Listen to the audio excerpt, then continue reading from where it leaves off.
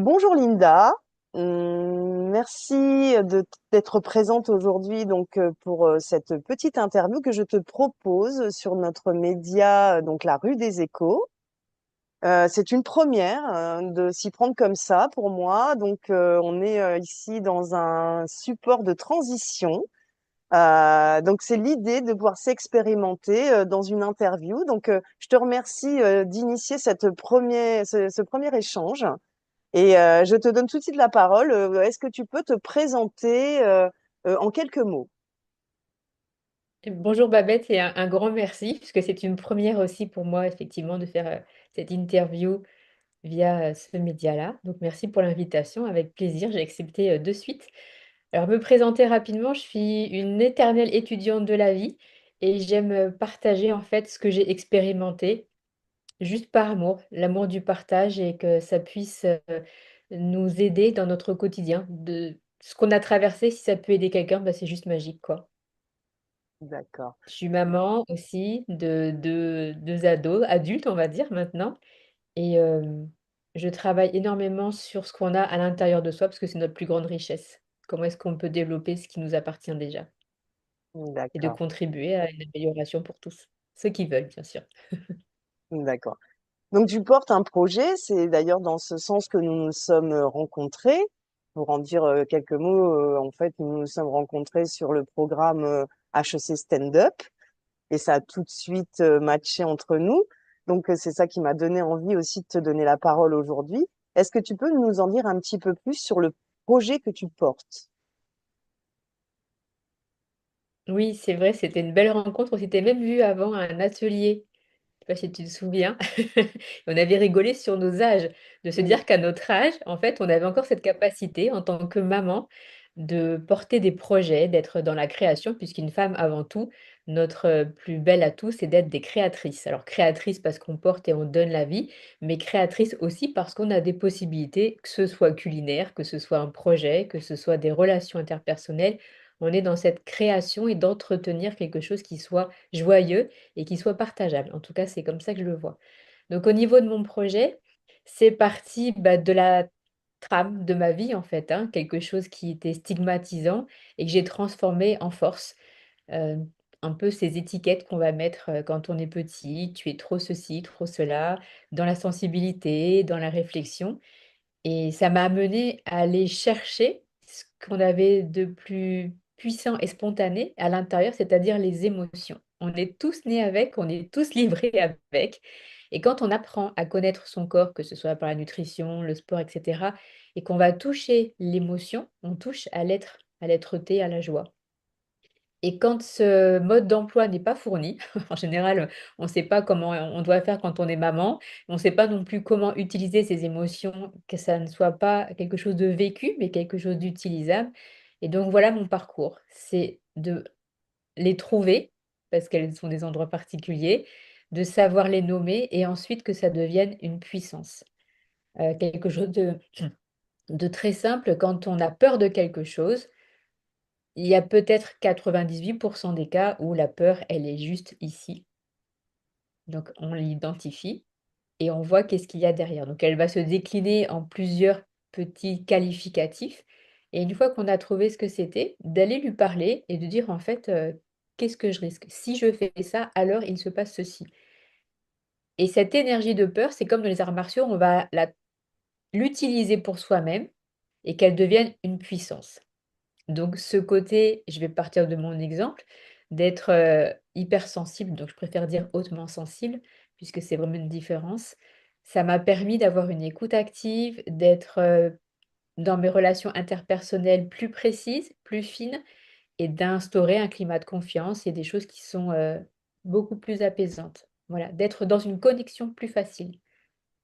Donc c'est traduire entre guillemets «un défaut» en puissance, c'est même plus une qualité, c'est une puissance, c'est une force qui anime tous les jours et ce message-là, pour moi, il est primordial parce que l'enfant arrive avec ses émotions et en grandissant, tous les acteurs qu'il va rencontrer, les parents, les professeurs et cetera, j'étais professeure aussi infirmière donc oui, j'avoue et bien de lui laisser cette possibilité de garder ses émotions et de vivre avec.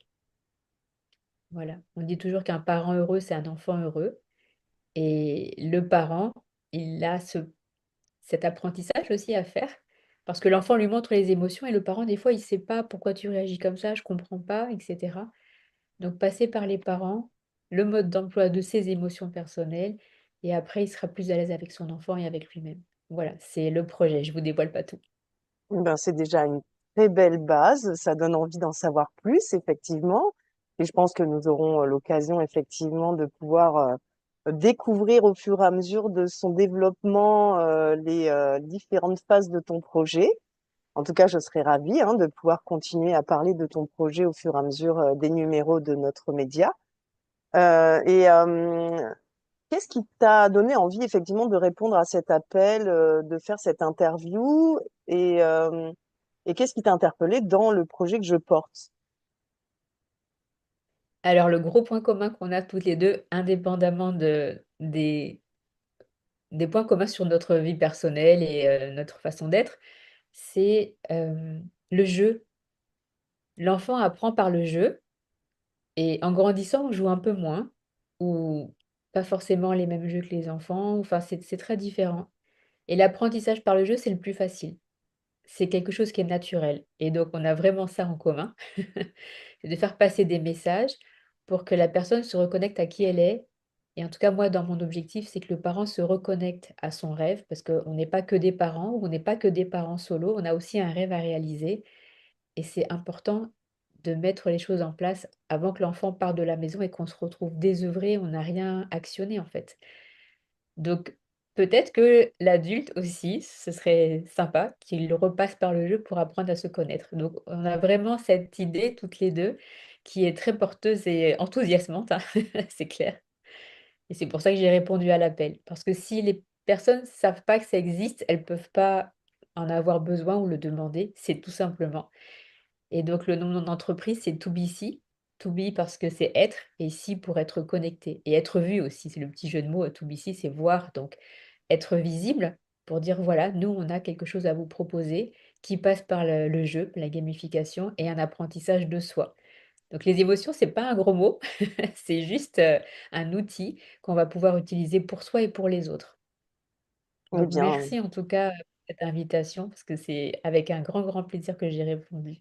ben, je suis ravie que tu aies accepté et effectivement de savoir un petit peu plus ce qu'il en est de ton projet, de pouvoir le partager avec nos abonnés et toutes les personnes qui nous suivent sur les réseaux et toutes celles qui vont arriver encore parce que effectivement, on a besoin aujourd'hui de voir le monde autrement et c'est ce que je porte depuis pas mal d'années, changer son regard sur le monde et du coup sur soi-même, sur sa place. Et c'est vrai que ben, le fait d'avoir des témoignages comme le tien et des personnes qui s'engagent dans ce sens, ben, ça donne du poids aussi à ce que je propose moi comme projet. Et ben, je te remercie d'avoir cette démarche. Est-ce que tu peux nous dire un petit peu quelles sont tes actus? Est-ce que tu as tes actus, quelque chose, où est-ce qu'on peut te retrouver? Alors sur les réseaux sociaux, oui, effectivement. Donc c'est ToBC, TWO, un B majuscule, le grand tiret du bas, un C majuscule, ou bien Linda Léger sur LinkedIn. Et effectivement, je suis en train de remettre en place mes podcasts, puisque quand on est maman solo, papa solo, et qu'on est tout le temps en train de faire le taxi pour emmener ses enfants, plutôt que d'écouter de la musique qu'on connaît par cœur, un petit podcast qui nous permet de se recentrer en attendant dans la voiture ou des choses comme ça, c'est une forme de retour à soi qui est simple. Voilà, donc les podcasts vont être lancés, la chaîne YouTube également et les autres réseaux sociaux pour avoir des tips sur comment réagir par rapport à son émotion. Un petit défi pour les parents, parce que ça j'en ai parlé hier lors d'une réunion. Un papa est venu me dire, c'est vrai, moi ça m'est arrivé avec ma fille de jouer avec elle aux jeux vidéo et je me suis rendu compte qu'en fait elle était super contente parce qu'elle m'a appris des choses. Et cette inversion des rôles, elle est super agréable. Alors, je dis pas qu'il faut être tout le temps sur les jeux vidéo, sur son téléphone, etc. avec son enfant. Je dis juste que quand on rentre dans le monde de son enfant, il va être content d'expliquer à son parent et c'est super agréable des deux côtés. Alors, quand on est parent et qu'on redevient apprenant avec son enfant, c'est pas toujours confortable, mais ça va créer une super complicité. Donc, à la place de viens manger, t'es toujours dans ta chambre, t'es toujours sur ton téléphone, t'arrêtes pas de jouer, je te vois pas. Juste un petit moment donné, faites-vous, lancez-vous ce défi d'aller jouer ou dire qu'est-ce que c'est ton jeu, explique-moi, et vous allez découvrir que votre enfant a développé des capacités de prendre des décisions rapidement. Alors c'est vrai qu'on a plein de vies hein, dans des jeux, hein, mais de prendre des décisions rapidement, d'interagir sur des réseaux avec d'autres joueurs qui sont dans le monde entier, de constituer une équipe. En fait, il y a toute une logique derrière dans le jeu que nous, parents, on n'a pas le temps de voir parce qu'on est occupé et on est stressé par la logistique. Et quand on rentre dans leur monde, bah, franchement, ils sont contents.